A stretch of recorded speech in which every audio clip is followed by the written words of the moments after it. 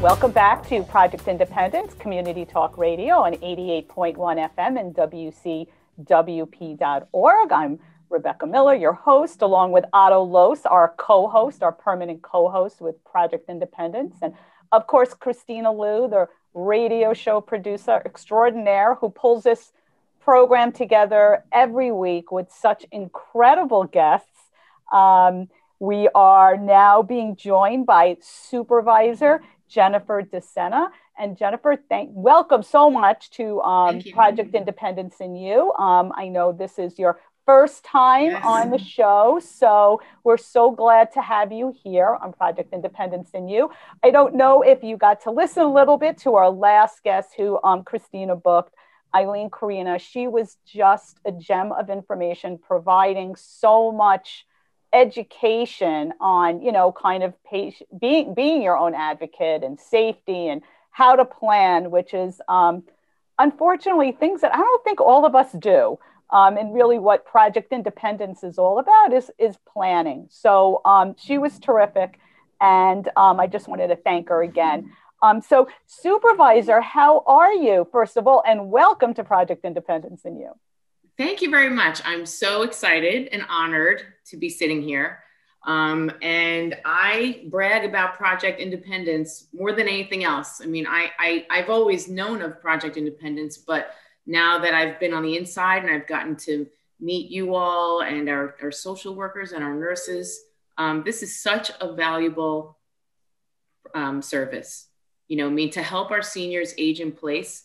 Right. I mean, that it's the envy of the other towns. So congratulations on what you've built, what you have. And this, especially coming out of the pandemic, where people were alone and didn't know, what was happening.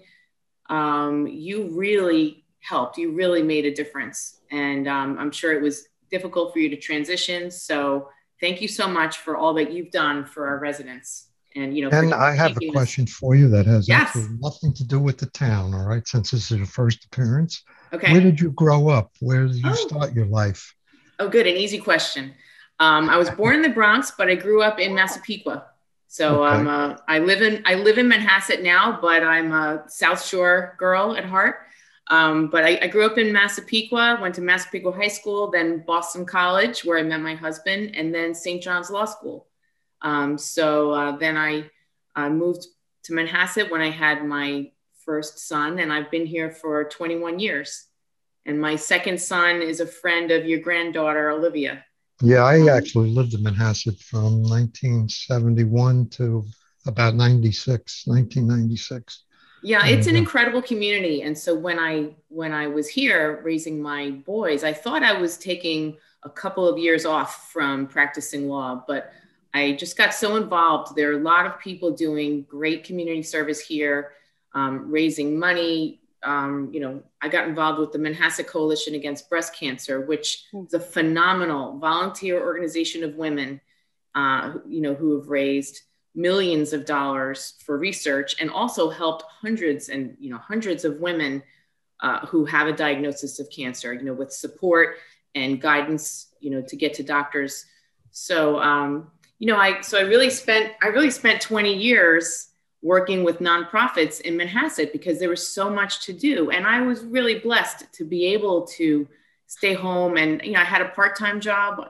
My last job before I ran was executive director of the Manhasset Coalition Against Substance Abuse, which, 5 years of speaking to the community about the importance of delaying alcohol and drug use, while I had teenage boys in the house. It was just perfect. And, well, I'm sorry, but having lived in that community and unfortunately having had a son who did abuse drugs, a lot of people have no clue that it really goes on around them no matter where you live. And we were totally naive when it came to drugs back then. And one of the areas I just read that you're starting in the town is a substance misuse advisory council. And it's a topic that a lot of people may not really think much about, but if you've had a family who's been impacted by drugs or abuse of alcohol or any of it. It's a pretty serious subject. And I was just wondering what your views were on that particular council and how you visualized it working and going forward. Well, I envision it as education and prevention, because that is my background.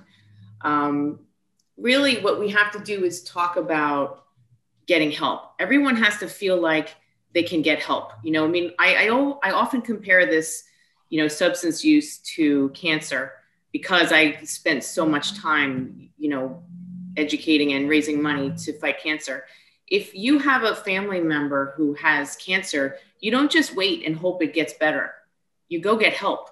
And if you have a physical sickness, you're willing to talk about it. You feel a lot of compassion from your community. But when you have a sickness of the mind, a lot of people are afraid to talk about it. People just don't know how to talk about it. So that has to become more normal. You know, right. we are still in a mental health crisis. It started before the pandemic, and a lot of it can be traced to social media, especially as it affects our teenagers. You know, I mean, I deal with social media. I occasionally get beat up on social media, and, you know, even as a 53-year-old, it hurts. So now imagine a 17-year-old girl who posted something and suddenly gets some abuse, and that abuse goes on 24/7. There's no escaping in your home.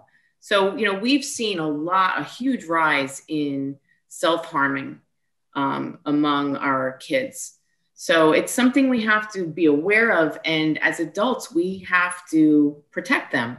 And, you know, we have to delay their access to social media. We have second and third graders who are on Snapchat and, you know, Instagram. You know, we used to talk about the danger of a white van pulling up and, you know, strangers right. offering you candy, but we give our second and third graders unsupervised access on the internet. And there are predators there, and even their friends they're hurting each other with what they write. And they occasionally get hurt themselves by what they write. So, you know, there's a lot that we need to do to educate and, you know, prevent our kids from getting hurt by social media, hurt by marijuana use. You know, this is something I've talked about marijuana a lot the past few years, because it advertises itself as medicine, but it's never medicine for people who are under 21. So, you know, when you have teenagers who think, you know, who are now self-medicating with marijuana, they're really harming their ability to go to school, because today's marijuana is very, very strong. And we see people go from first-time use to daily use in 6 months. Mm-hmm. You know, that's not the stuff that, you know, we heard of 30 years ago. It's just a completely different product, yet it's being advertised as medicine. I feel like, if I may, with marijuana too, it seems like there's no real help for it. If you're a chronic pot smoker and you're trying to get your kid help, you know, maybe there's an MA meeting somewhere in New York State, but you can even call for support to a rehab or a detox. And they said, you know, we don't treat that. You know, basically call us when you have a real problem. And like you were saying, Supervisor, that marijuana today isn't just, you know, a weed. Right. There's other additives, there's things making it stronger and more addictive. And therefore using it so much more. So yeah, it's right. I mean, you're right on. And I like your analogy too. And I think it's a very powerful statement. What you just said is we tell our kids, stay away from the white van, yet we're handing them a phone where predators you are handing them predators. So, I mean, that's a very, you know, I mean, it's, wow. When you said that, I was really taken back. I'm like, it's so. Yeah, I mean, we have to make it more fashionable to delay the smartphone. You know, a lot of parents think that they're doing their child a favor, you know, that they'll be more socially connected and more popular if they have this phone and Snapchat. But, you know, I challenge you to ask any parent of any teenager Do they wish that they had delayed letting their child get on Instagram and Snapchat? And the answer is yes, because once they have that thing, it is addictive. Everyone admits those programs are also designed to addict. So, you know, as soon as we let our children stop being children, you know, it's a lot of bad things can happen. So do you visualize, I'm sorry, do you visualize like Project Independence has a staff of people, but they also have a large army, if you will, of partners who they use for various things. Would you visualize the Misuse Advisory Council, maybe visualize that they might become partners like with the organization you told me about, Long Island Council on Alcohol and Drug Dependence, that maybe they would become partners with people like that so people can get, like I needed, frankly, for a friend of mine, paths that they can go down for prevention, for treatment, for recovery, you know, all the the town can't do that itself. So I would believe that they would have to have partners to help them. Absolutely. We always need more partners because there are a lot of solutions. It's not just one solution. And so actually one of the people who I asked to serve on the advisory council is Dr. Nellie Taylor Walthrust, who you know from the North Shore Child and Family Guidance Center. I mean, it's incredible what she's doing for Project Independence, which is supporting grandparents who are really providing care for grandchildren because their parents became involved, you know, have a substance use problem.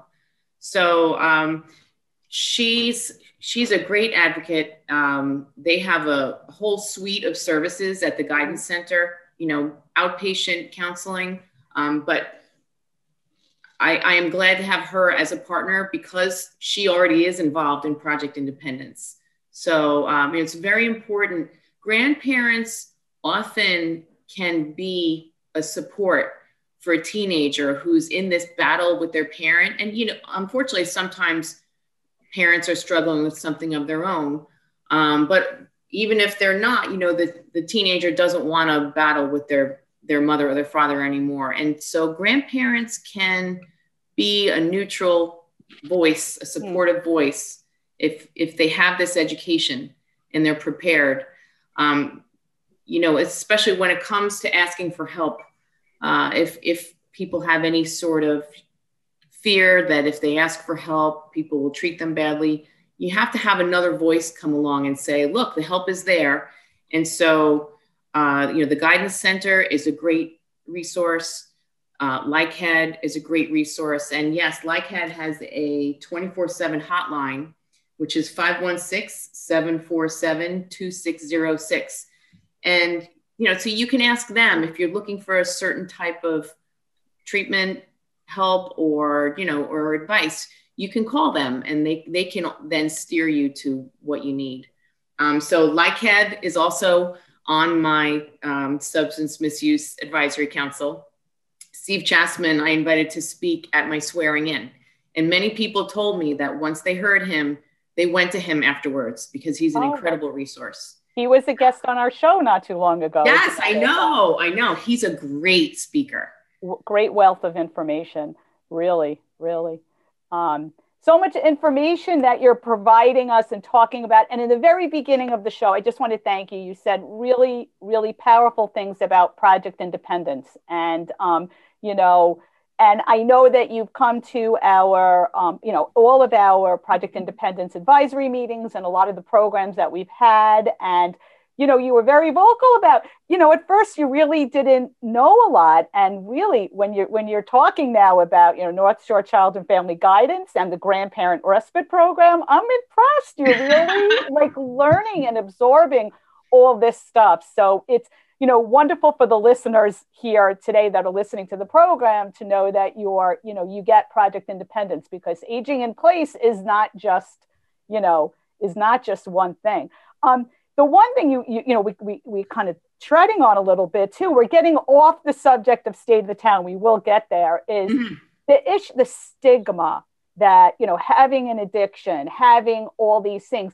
and kind of holding people back from asking for help because there's like shame in that, that's got to be, like more of these programs and like closer to home, I think will be helpful, for people to see, hey, this is a program right in my backyard, I could be part of and learn about. And, hopefully, they learn to not think of, mental health and addiction in, like a shameful way. Absolutely. I mean, mental health is health. Right. There's a great speaker who, we had in the Manhasset School District. His name is Eric Cusin. And one of his themes is 5 in 5. When we say 1 in 5 people has, suffers from depression, or 1 in 5 do this, do we tend to think we're the one? And, or do we say, oh, it's somebody else. It's the 1 in 5. But no, it's 5 in 5. Mental health is everyone. Everybody has times during the day where they think, I can't do this. I'll tell you, as supervisor, there are times in the day where I think, I don't know if I can do this. We all have to know that, we go through things during the day. That's life. Right. And you have to, we all will have something worse that happens down the road. Do we have the tools to handle it? How are we going to cope? Are we going to drink too much? Are we going to, use marijuana? Are we going to, do something that's impulsive? What our teenagers, unfortunately, tend to do things that are impulsive. Right. And unfortunately, we have to take a quick break. Okay. We get right back to this topic. You're listening to Project Independence in You on 88.1 FM and WCWP.org. And we've been speaking with Supervisor Jennifer DeSena, and we will be back in just a moment. Take WCWP with you wherever you go with the WCWP app.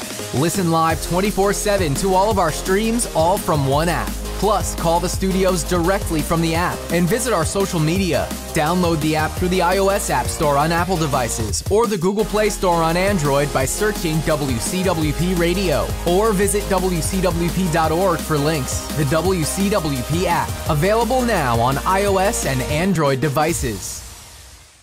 Well, welcome back to Project Independence in You, Community Talk Radio on 88.1 FM and WCWP.org. I'm Rebecca Miller, your host, along with Otto Los, co-host of Project Independence in You.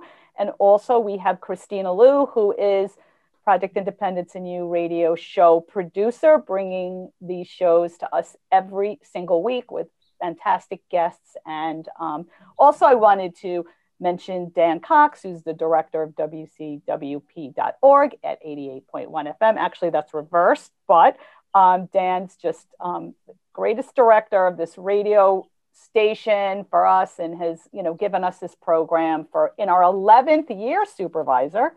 Wow. So, isn't that amazing? So we've been talking with Supervisor Jennifer DeSena, and man, that last 15, 20 minutes went really fast. It did. I know that you have a special event coming up you wanted to talk a little bit about as well. Yes, we were talking about mental health and how important it is to make it normal to say, I'm feeling sad or hurt, or I'm losing hope. So there's going to be a mental health march on May 14th in Manhasset, going down Plandome Road. It's going to start up at the north side of town near the Publican's restaurant, and it's going to end at the Mary Jane Davies Green. And we're going to have some speakers talking about mental health, but I want everyone to join us. This is connected through the Kiwanis Club and the key clubs in the high school.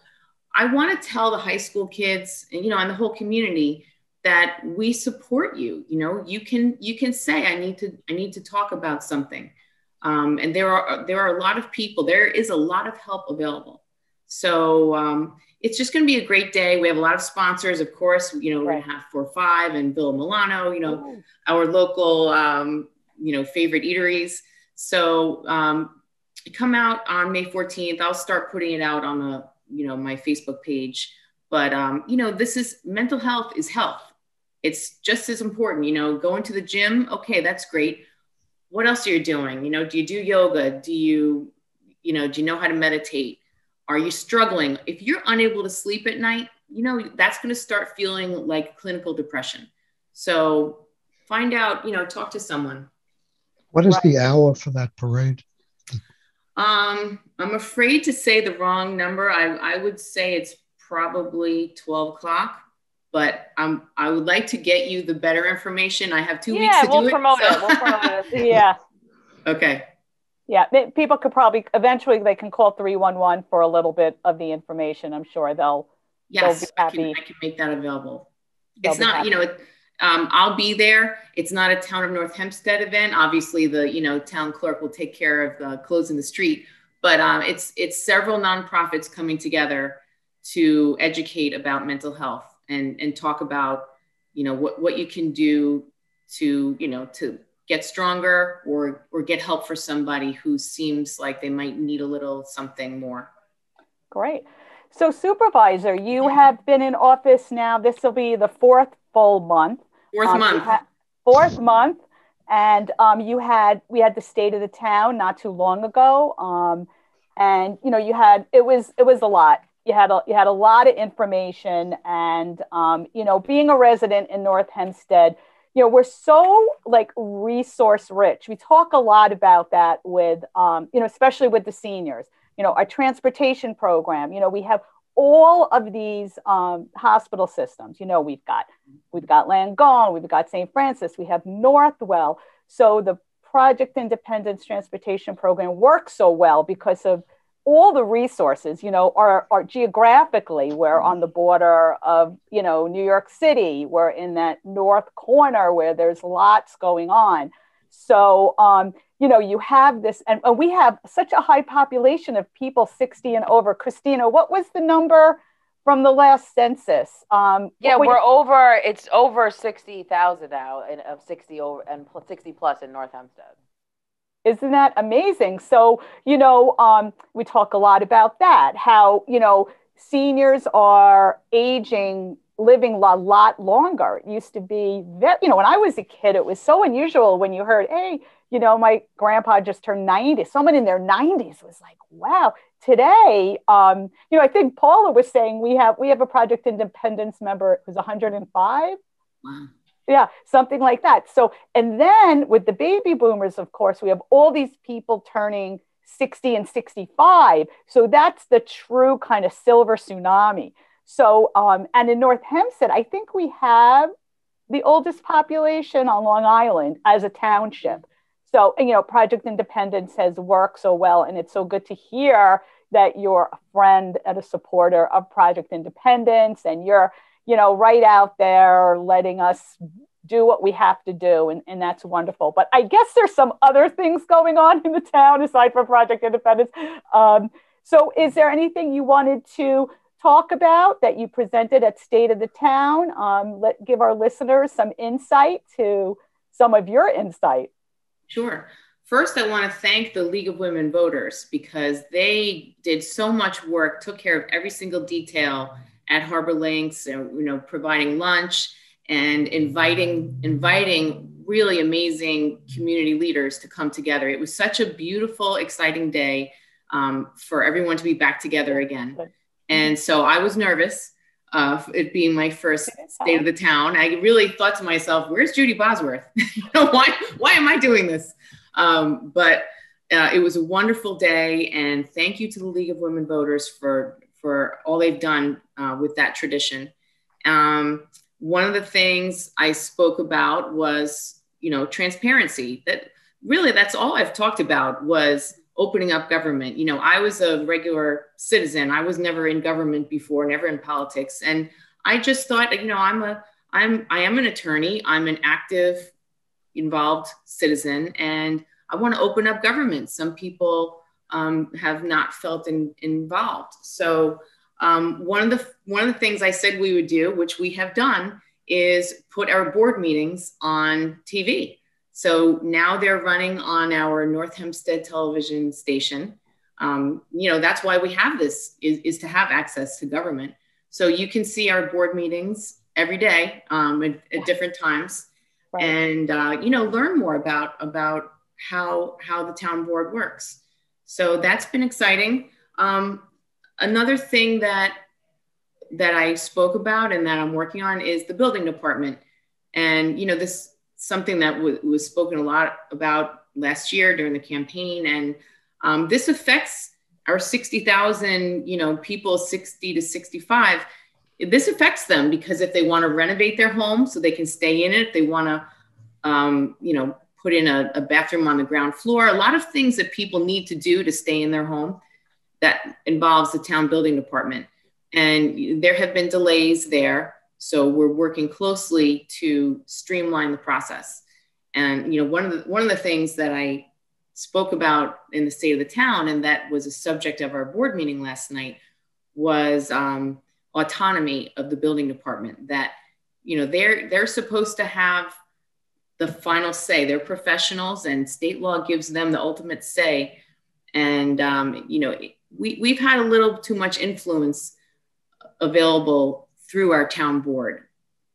So we've looked at other towns that they don't allow influence by the council members or the supervisor on some of these decisions as to whether you should have an expedited permit. So, that was something that I offered at the meeting last night. Unfortunately, it was rejected. So, it was just a first step, but I'm determined to make our government more open and responsive to the residents and have less power for ourselves. What else? So another thing I spoke about was our Veterans Advisory Committee. I'm bringing that back to life. That had sort of lost momentum. And our Disability Advisory Committee, our disabled residents they need to be included. This is a diversity initiative. So, we need to do more for our residents who are more vulnerable and more in need. So I've gotten that committee more active again, found out who still would like to serve, and we'll be doing more. So I was happy to see some of them attended the lunch, and we'll be bringing, putting more attention on our most vulnerable residents. I'm not an authority at all on the buildings department, but what I do know is there's a pizza parlor that I know, and there's a liquor store, frankly, that I do know also, where they had to go through a huge wait to be able to open the door. And it all had to do with this, whatever the issues were within the buildings department. I don't know how you speed those things up. They're not talking months, they're talking a couple of years or a year in one case. That hurts people who are trying to start small businesses. They have to pay rent and go through this whole process with nothing coming in. It's tough stuff. And, this problem has been going on for 15 years. So, it's not something that can be fixed overnight, but there are a lot of things that we can do to make it better. And, one of the problems has been this perception that some people can get an expedited permit and get ahead of the line. We don't want an appearance of favoritism. And really, we want to do away with that line so that there's not a need for an expedited permit. There are some things that, the building department has asked for to help them streamline their efforts. And those are the things we're working on. So it is a priority, and something that hasn't been taken care of for years. And it's very high on my list of things on my team's list of services that we need to deliver for our residents. Right. Does the buildings department report to you? Yes. Okay. Other things that you talked about in State of the Town, which are, very exciting, and a lot of our residents love to know, and are the parks. Yes. There's so much going on, and, you're always seeing work being done and updates, and when's it happening to a park near me, and all that's happening at North Hempstead Beach Park, of course, where we have Fun Day Monday. So, which we're starting again on July 11th, and looking forward to seeing you there too. Yes, I will be there. What are some of the exciting projects in the parks that you're kind of looking forward to, and maybe the ones that are becoming a little bit more walkable? In Carl Place, Fushillo Park is getting a long overdue renovation, and we expect that to start before the end of the year. And we really want that to happen quickly. They've been waiting too long for that, and I know some of our seniors have said, I would like to see this in my lifetime. So that's good news that that's finally ready. North Hempstead Beach Park, it's been a long time that we've been waiting. There's been a visioning process, but really it's been a long time, and I'm excited to get started on that. We were given a grant by New York State last year, and recently Congressman Swazi was able to get a grant of $1 million. So we're hoping to get those started, to get some RFPs out and start working on that.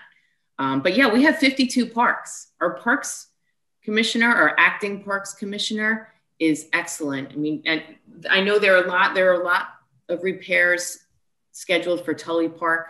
Some people feel like that's overdue, but we do have a lot in our capital plan to address some needs in our parks. I mean, that's what the government has to do, is provide safe parks. Sometimes, people have other great new ideas, but we need to have nice parks. I walk a lot, and I walk those parks. I walk Tully and I walk North Hempstead Beach Park. Mm-hmm. And both parks need a little work. There's no question about it. And frankly, Tully, not so much, but the North Hempstead Beach Park, to me, is very underutilized because of it. Years ago, that place was packed on weekends. It's not so packed anymore. And I believe a refreshing change would make a big difference. Yes. Speaking about we need parks, to make sure we need those pathways to be safe for people walking on, and we need the restrooms to be open. So these are things that are long overdue that I'm excited to start working on. If I may just throw one out, because I know that today at Clinton Martin Park, there's this second booster program going on. Supervisor, I know you were here earlier too.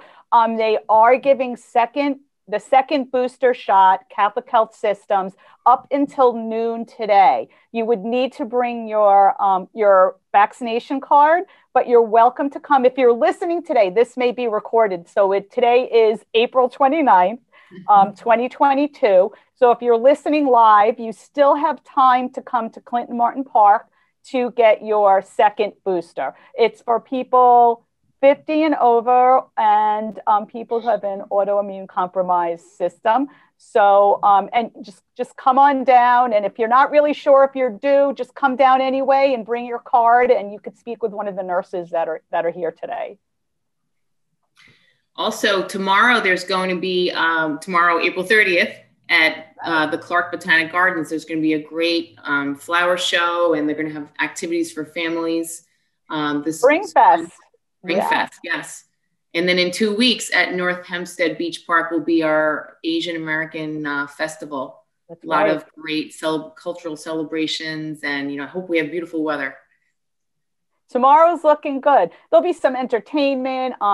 Tomorrow's Spring Festival is wonderful. You're at Clark Botanic Garden, and it's a real family fun day. We have crafts and all kinds. I think we have a petting zoo and all kinds of things. And I'll definitely be there. Me too. It's going to be great. Looking forward to seeing you. So there's so much going on in the town. It's just fluid. It's constant. You have, I think it's over 250,000 residents in the town of North Hempstead, almost like 250,000 people that live within, the jurisdiction of North Hempstead, and, schools. And recently I saw a news day that a lot of our North Hempstead high schools ranked very high, and in the top 1,000s of our country's high schools, which is great. I think we had 4, maybe. I'm not really sure. I know for sure Manhasset High School. Big shout out to Manhasset and Great Neck North.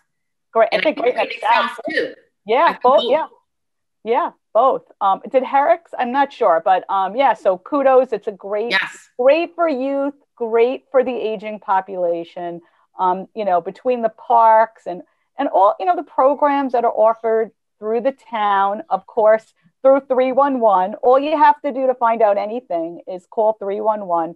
And we do always recommend that people program the actual phone number in their phone, which is 516-869-6311. So we're listening to Project Independence in You with Supervisor Jennifer DeSena. We have to take a very quick break and we will be right back. So I get this call from my grandma and she's like, "What's a podcast and how much does it cost?" So I tell her, podcasts are like radio shows, but you can download them on any device and listen to them anywhere at any time, and they're free. And then she says, "I see, but where can you find good ones?" And I'm like, go to wcwp.org/podcast and check out the lineup of original shows, or download any podcast app on your phone or tablet and search for LIU Studios. And she's all like, "Oh, that sounds easy." And then she asked me what an app is. LIU Studios podcasts, available on any podcast app. You know, those little button things on your phone screen. Just ask your grandkids. And welcome back to Project Independence in You, Community Talk Radio on 88.1 WCWP.org. Rebecca Miller, along with Otto Los and Kristina Liu, our radio show producer, and our town supervisor, Jennifer DeSena, who's joining us, and how appropriately, for Talk of the Town. So Talk of the Town, we talk about what's going on in the town. A lot of times, Otto and Kristina and I, we talk about anything. So usually good, all good stuff, all about the town. But, you know, we throw in our mindfulness because we are very mindful people. And our golden nuggets. That's right. We like a little golden nugget. Sometimes we'll do a little breathing exercise. So it's kind of just listening to Kristina. And then when Kristina says something, we go off on something. But it's usually fun and very appropriate.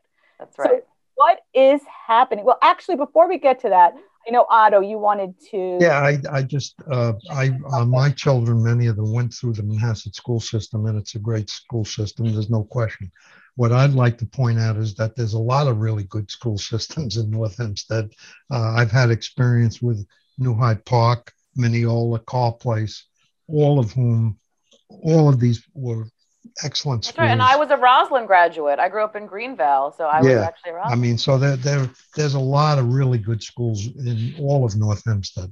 You know, they may not be ranked in whatever category, but they're good schools.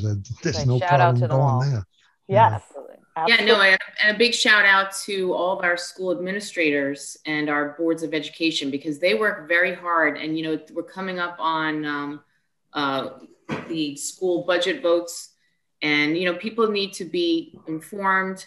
You know, our schools support our home values, and a lot of people move here. They move to the town of North Hempstead because we have excellent public schools.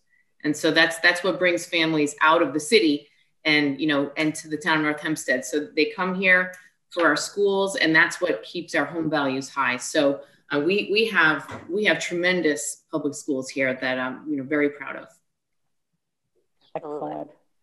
So well, guys, we have so much to talk about in North Hempstead, because every week the list keeps growing and my papers keep growing of all the events and programs that are coming up. But I always like to remind people about what our show next week is. Beck, the time has come. We have our international guest. We will be having an interview with Carrie Jean Ekins, who is the founder and CEO of Drums Alive.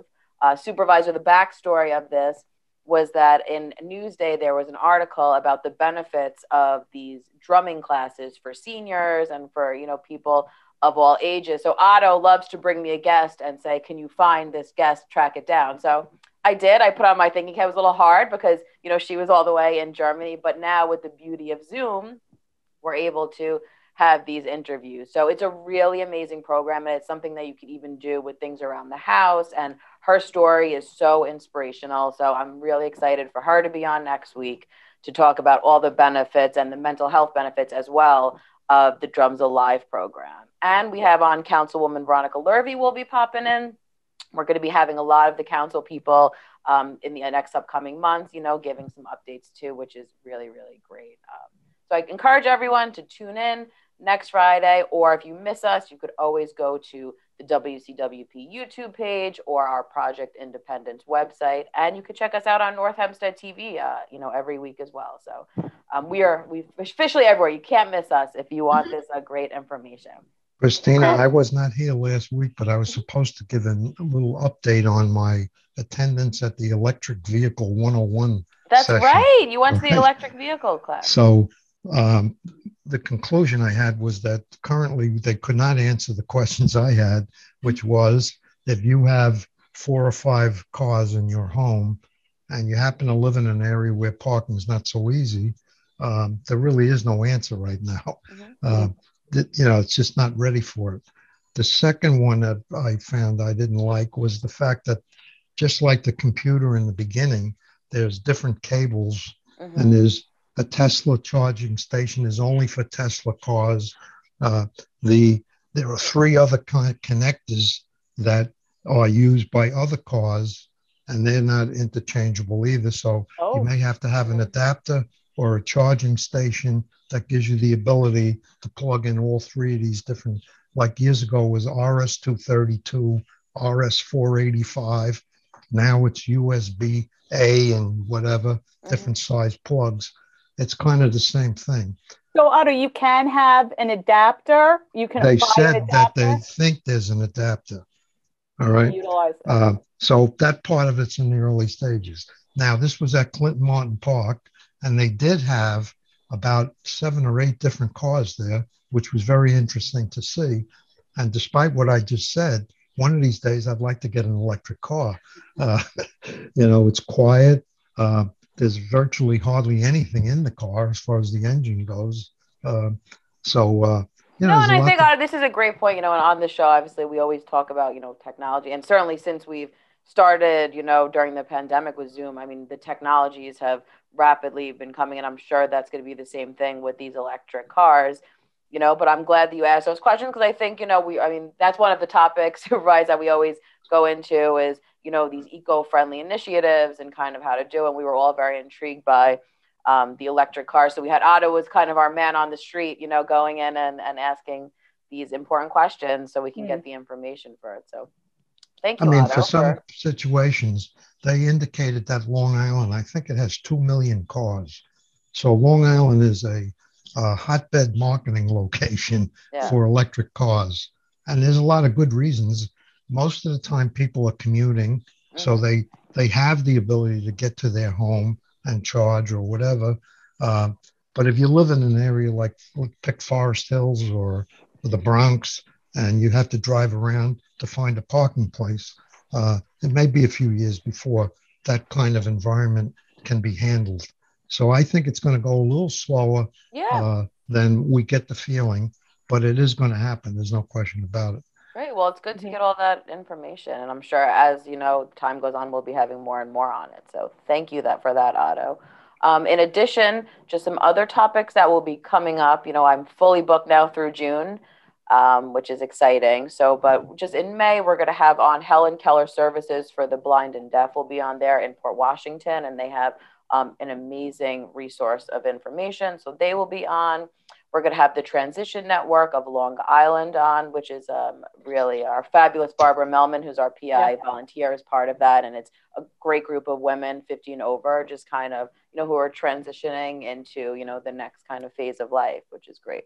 And then we're going to have on Parker Jewish Institute is going to be a jam-packed kind of panel with someone is going to talk about Parker at Your Door, which is a really interesting program. And then we have Willing Hearts and Helpful Hands program and the Hope and Healing program. So different representatives from Parker Jewish Institute will be on to kind of showcase all those programs.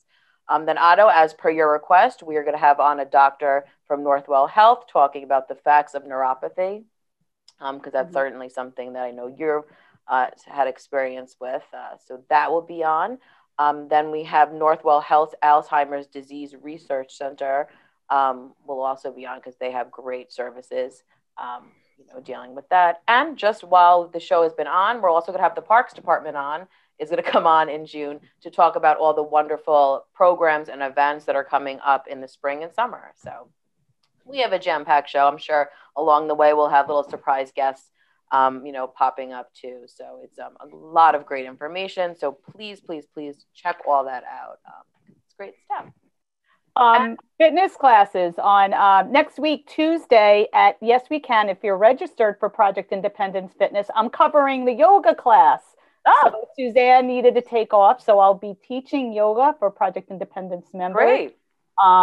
Tuesday at 10 a.m. at Yes We Can. So if you're registered for Project Independence Fitness, come on down. And I think, that's a perfect segue back. I know there's a bunch of our classes that are, filled to maximum capacity. We're constantly having to update our flyers because it's great that people are, certainly joining. And each week you see more and more people, which is great. But there is some classes that still have availability. Yeah. So you just would need to call 311, right, and register for that. Right. And if the class that we have is full, because we are practicing some social distancing, but, we're definitely going to be expanding back to where we were come the fall. We do air Project Independence fitness classes on North Hempstead television 7 days a week. During the week, Monday through Friday, it is 3 times a day.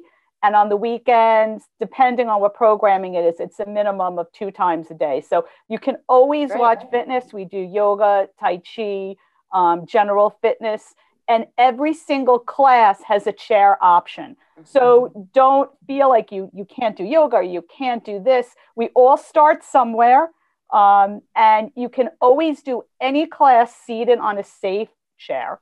Absolutely. And offer modification. So if I'm doing a standing yoga class, I will give you details how to also do it safely on a chair. So there's a lot of options for fitness for the seniors in North Hempstead. And of course, if you're not a senior, you can also, watch North Hempstead television. Right. Absolutely. That's true too. So next week we are in May, which I cannot believe we are officially in May. My birthday month of April is coming to an end, everyone, So my balloon, my husband was like, I said, as long as the balloon is still up in the living room, it's still my birthday month, but it is wrapping up. And in May is an exciting month because May is Older Americans Month. Our e-newsletter, I just sent out a couple of days ago. So that has all the information. And I always want to remind people, if you want to join that distribution list, you just call 311 and I'll make sure your name gets put on it because it has all kinds of Project Independence events and all kinds of Town of North Hempstead programs that are coming up too. So it's a great resource. But there's an article in it about Older Americans Month. And Otto, the theme is Age My Way, which is a really great positive way because it's all about kind of aging how you want to age.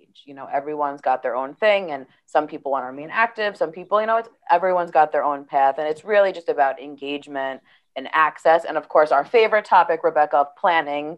I think they've been listening to us, and that's how they developed this theme for May. But there's a lot of great things, and I always want to give a special shout out, for May being Older Americans Month, which is yay. Older Americans. Coming up next week, we have our St. Francis free cardiac screening van. Has a lot of stops in May. And the first stop is going to be on Monday, May 2nd, and that's at the Port Washington Adult Activity Center from 10 a.m. to 2 p.m. My favorite part is you do not need to make an appointment. So if you happen to be in the area, you can just pop on the van and get these amazing screenings. It's a beautiful van. You could probably even see the commercial. Supervisor, I know you were in one that is airing on North Hempstead TV. So people might have a glimpse into, what this amazing van looks like. So that's May 2nd. It'll also be on Tuesday, May 10th at the Great Neck Social Center, Wednesday, May 18th at Magnolia Gardens, and Tuesday, May 24th at Fusillo Park. It's always 10 a.m. to 2 p.m. And it's really just, they have such great information and education. And, it always strikes me. I remember one time someone went in to just get their checked, and they actually had to be transferred to emergency because their blood pressure was so high. So that is always just, it's so important to get these screenings. And like I said, if you're in the area, you could just pop in and get that. So you could always call 311 for more information on dates because every month they are going all over the town. So that's great. Our Blankets of Love group is rapidly growing. I mean, I think we are up to, I just was updating the list. I think it was like 30 something members of women who are just incredible, making these beautiful blankets and donating them to just wonderful organizations in, the town and in Nassau County that really need help. So just shout out to them. If you want to join and have this amazing skill, it's Tuesdays over at Clinton G. Martin Park at 1 p.m. You can join that group as well. We have our caregiver group that is still meeting via Zoom. And that's something else, that really worked out during this pandemic, because a lot of these caregivers can't leave the house. So now that they're able to meet, and they're choosing to still do it through Zoom for that reason, which is and it's an incredible group. And Gail Sellis, who's our gerontologist, facilitates it for many years now. And they are it's a great place to kind of be part of if you are a caregiver for your spouse.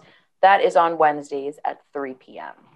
Supervisor, we talk a lot about with everybody who comes on the show, how not the necessarily how positive the pandemic was, but the things that came out of it that were still the little silver linings, like we could do, like caregivers can still stay on Zoom. We're going to do this forever. We're going to, we hope to continue with Project Independence exercise on North Hempstead television, which we changed to during the pandemic. We also did Zoom exercise classes, but now that people are coming back in person, we're not doing it on Zoom, but we're continuing it on the television. So a lot of the health chats and support groups that Project Independence does, where people are still not coming out, or maybe they may have never participated, or they're homebound for a number of reasons, and now can take part because of Zoom. So we're continuing. Yeah, there's we always find this hybrid kind of thing, is great, because it, and that was such an important point back, because in the population we're dealing with, not just because of COVID, there's so many seniors that are either not driving anymore or might have some kind of disability and can't get out, and having these things, and especially North Hempstead TV, just the response we get from all the programs that are on there, that they're able to say, I get calls, oh my God, I saw it on North. Who was that guest you had on the radio show? So it's really, it opened the, the world. And that was our positive spin, of course, we always tried to focus on the positives during an extremely, I agree. There are a lot of silver linings that we can see from the pandemic, things that we learned, because there are people who are feeling isolated and lonely at home, and maybe we reach them because of the pandemic. Something else that's going to be starting are a lot of the businesses and the local chambers of commerce are planning these outdoor dining. In Washington, they did a lot last year. And I know in Manhasset and Great Neck, they had these, evenings once a week or once every other week where they closed down the street and people sat outside. And it was a wonderful way to run into people who you don't usually see. And I'm sure some of your seniors would like to do that again. So, and that's a topic we love to talk about. We always were sharing during the pandemic outdoor sites that we could, go out to eat. And North Hempstead certainly has some of the best restaurants. I can speak for my attendance in them, but one of the big things I think that came out of the whole thing is seniors getting less fearful of technology. That's right. And we've been on a push of using Alexa within the home for people. And Helen Keller people, when they come on, it'll be interesting to find out their views on that. We've been promoting it, but what other tools are there for people who have macular degeneration or can't see or whatever? It's a bad problem. If you can't see, that changes things dramatically. You can't read paper anymore. You can't read a book anymore. So what else options are there? Yeah, and absolutely. Alexa is one of them, and there's a lot of others. Yeah, so that's definitely something, as we talk about technology, and that it's just seeing kind of the shift. And Becca, you could speak on that too. We always talk about the transition for all the years that we've been with Project Independence. The word technology originally was I don't even want to touch it with a 10-foot pole. We had that, really it was the technology for the terrified, programs we do. But I think it's becoming increasingly more and more something that seniors are willing to kind of embark on, and get connected, and please, we're trying it. They're rapidly, every month there's a new kind of service or app or something that we're able to kind of do for seniors to get them, connected to their grandkids and to us. One of my favorite technology stories was my own father. This was years ago. And he, was calling me. He's like, I don't know, my computer is not working. It's very slow. I don't know what to do. My brother said, I'll take a ride over. And he took a ride over, and my father never shut his computer off, and every window was open. He never closed a window, ever. So everything was open. But unfortunately, we are coming to the end of the show, Project Independence. Yes, and call 311. We have tons more of events that you can find out about. Great show, Kristina. Another fabulous show. Thank you so much, Supervisor. I think you kind of like it. So, I do. I love it. I want to come back. You will. Please do. That's all you got to say to me. Then I'll have you booked. I can tell you've been doing this for 11 years. You're very good at it, and I want to come back. And by the way, that mental health march starts at 10 o'clock on May 14th. Perfect. Yes. Thank you. And call 311 for any questions. Again, thank you so much. Have a wonderful weekend to all of our listeners, and we will be back next week.